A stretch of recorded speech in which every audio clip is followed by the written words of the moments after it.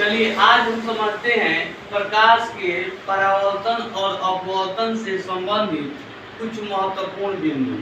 ये महत्वपूर्ण बिंदु यदि आप याद कर लेते हैं तो आसानी से आप 10th की परीक्षा में फाइनल पेपर में आप इस ऑब्जेक्टिव को, इस चैप्टर के ऑब्जेक्टिव को आसानी से हल कर सकते हैं। तो ये वेरी इंपॉर्टेंट है।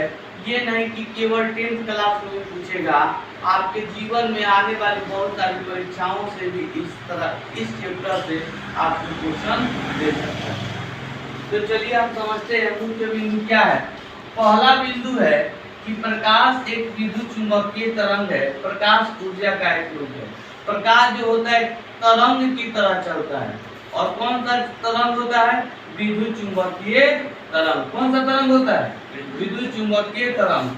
और प्रकाश जो होता है, आपको क्लास में भी बताया है कि प्रकाश जो होता है वो क्या होता है? एक ऊर्जा होता है, एक शक्ति होता है, जिसके माध्यम से हम किसी वस्तु को देख सकने की प्रवृत्ति पैदा होती है या देखने की शक्ति होता है।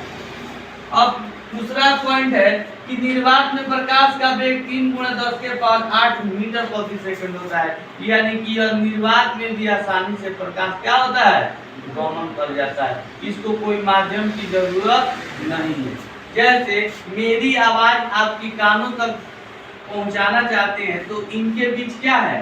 हवा है। इनके बीच क्या है? हवा है। हवा को हटा दिया जाएगा तो क्या होगा? मेरी आवाज आपको सुनाई नहीं देगी। लेकिन प्रकाश को गमन करने के लिए कोई माध्यम की जरूरत नहीं है। यानी कि उसको कोई भी माध्यम में वो आसानी से गमन कर सकता है। तीसरा पॉइंट है प्रकाश के गमन पथ की दिशा को किरण कहते हैं। यानी कि प्रकाश जैसे यहाँ प्रकाश ऐसे सीधा चलता है तो इस पथ को क्या कहते हैं? यहाँ पे प्रकाश चल रहा है तो इस पथ को क्या कहेंगे? किरण कहेंगे। क्या कहते हैं? किरण कहते हैं। इस बात को ध्यान में रखिएगा कि प्रकाश के गमन पथ की दिशा को क्या कहते हैं? किरण कहते हैं। अब प्रकाश के परावर्तन के दो नियम है। ये बार बार ऑब्जेक्टिव में क्वेश्चन पूछता है कि प्रकाश के परावर्तन के कितने नियम है। तो कोई बच्चा 1 कहता है, कोई 3 कहता है, कोई 5 कहता है। तो उनको याद भी रखना जरूरी है। प्रकाश के परावर्तन के 2 नियम है। कौन कौन नियम है? इसको भी सुन लीजिए। आपतित किरण, परावर्तित किरण तथा आपतन बिंदु पर डाला गया अभिलंब तीनों क्या होते हैं? एक ही बिंदु पर होते हैं। क्या होते हैं? आपतित किरण, परावर्तित किरण तथा आपतन बिंदु पर डाला गया अभिलंब तीनों क्या होते हैं? एक ही बिंदु पर होते हैं। और दूसरा क्या है? आपतन कोण परावर्तन कोण के बराबर होता है। आपतन कोण क्या होते हैं? परावर्तन कोण के बराबर होते हैं। तो इसको भी आप ध्यान रखिएगा। उसके बाद है प्रतिबिंब 2 प्रकार के होते हैं, वास्तविक प्रतिबिंब और क्या होते हैं? आभासी प्रतिबिंब। प्रतिबिंब कितने प्रकार के? 2 प्रकार के, वास्तविक प्रतिबिंब और आभासी प्रतिबिंब। उसके बाद है वास्तविक प्रतिबिंब उल्टा बनता है जबकि काल्पनिक प्रतिबिंब सीधा बनता है। ये वेरी इंपॉर्टेंट ऑब्जेक्टिव है, बीएम ऑब्जेक्टिव है। इसको ध्यान में हमेशा रखिएगा कि वास्तविक प्रतिबिंब मतलब रियल इमेज, एक होता है रियल इमेज। वास्तविक प्रतिबिंब उल्टा बनता है। हमेशा जो हमारे मस्तिष्क में जो प्रतिबिंब बनता है, मस्तिष्क में आपका चेहरा मेरे आंखों में बना है तो ये रेटिना पर कैसे बनता है? उल्टा। लेकिन इसको मस्तिष्क क्या करता है? सीधा करके दिखाता है। तो 2 प्रकार की प्रतिबिंब बनता है। एक बनता है वास्तविक यानी कि रियल इमेज, और एक होता है एक वास्तविक प्रतिबिंब, और एक जो होता है आभासी प्रतिबिंब या काल्पनिक प्रतिबिंब। ठीक है।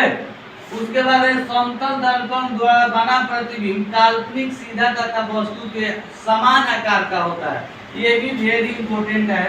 बहुत बार कंपटीशन में भी ये क्वेश्चन पूछता है कि समतल दर्पण द्वारा बना प्रतिबिंब क्या होते हैं? किस तरह, कौन कौन से गुण रखते हैं? काल्पनिक बनते हैं। कौन सा प्रतिबिंब?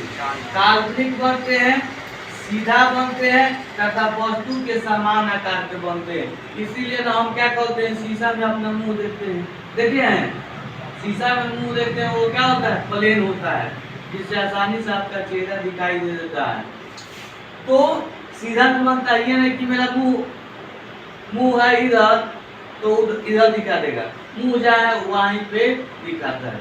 तो सीधा तथा वस्तु के समान आकार का होता है। अब समझते हैं, दर्पण में सभी दूरियां दर्पण के ध्रुव से मापी जाती है।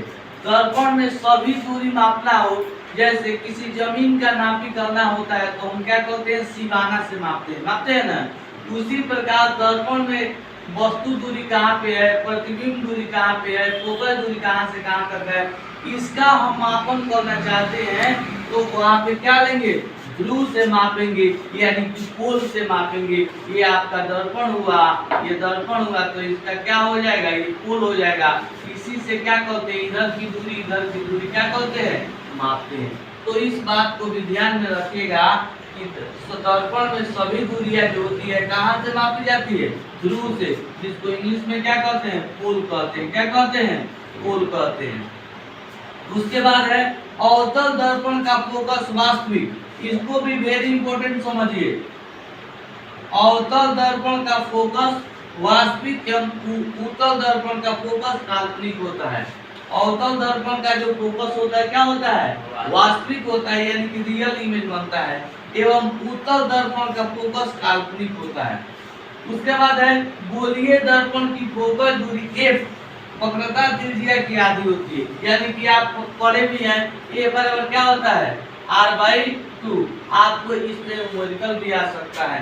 न्यूमेरिकल क्वेश्चन बनाना हो, यानी कि फोकस जो होता है वो वक्रता त्रिज्या की क्या होती है, आधी होती है। आपको पेपर में क्या कर देगा, ऐसे a दे देगा, यानी कि डॉट दे देगा, आपको भरना पड़ेगा। तो क्या भरेगा, r/2। ऐसे भी क्वेश्चन दे देता है r बराबर होता है, तो इसमें गुणा कर दीजिएगा तो क्या हो जाएगा, 2a, यानी कि r बराबर क्या होता है, 2a। a बराबर क्या होता है, r/2। इसको ध्यान में रखना है। गोलीय दर्पण की फोकस दूरी f वक्रता त्रिज्या की आधी होती है। उसके बाद उत्तल दर्पण का उपयोग साइड मिरर के रूप में किया जाता है, यानी कि हम क्या करते हैं, कार जो चलाते हैं, ये कार हो गया, कार जो चलाते हैं, ये कार के ड्राइवर के पास जो ये शीशा लगा रहता है, ये शीशा लगा रहता है साइड मिरर के रूप में, क्या होता है, उत्तल दर्पण होता है, उत्तल दर्पण होता है। इस बात को भी ध्यान में रखिएगा। Thank you.